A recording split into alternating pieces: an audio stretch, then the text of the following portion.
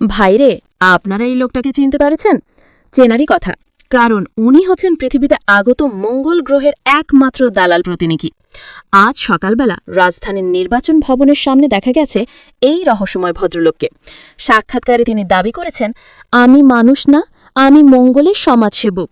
কিন্তু তদন্তে জানা যায় সমাজসেবক নন, উনি আসলে দালাল ডিপার্টমেন্টের সিনিয়র অফিসার ছিলেন।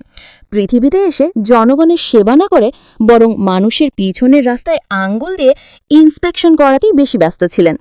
সাক্ষীরা বলছেন, শুরুতে ওনার লক্ষ্য ছিল মানুষের সেবা করা, কিন্তু পরে সেবা শব্দটি ভুলে গিয়ে দালালি শিখে ফেলেছেন।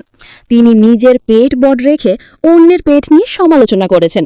তিনি এক দলের নিজের অঙ্গ চাটতে গিয়ে অন্য দলকে ছোট করে কথা বলেছেন।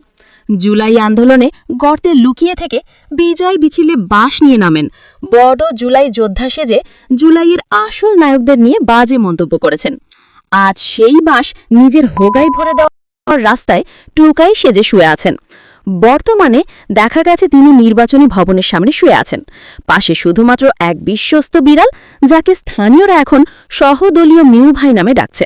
তার দলের হাজার হাজার নেতাকর্মী থাকলেও কেউ পাশে নেই। জনগণও দূর থেকে শুধু গালি পাঠাচ্ছে, ভালোবাসা নয়। মিউ ভাই পথবিড়াল এবং একমাত্র সাপোর্টার বলেন, আমি মানুষ ফেলে গেছে, আমি থাকব।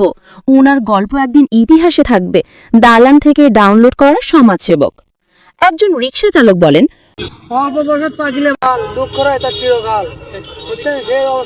অল্প বয়সে পাকিলে বাল, দুঃখ থাকে চিরকাল।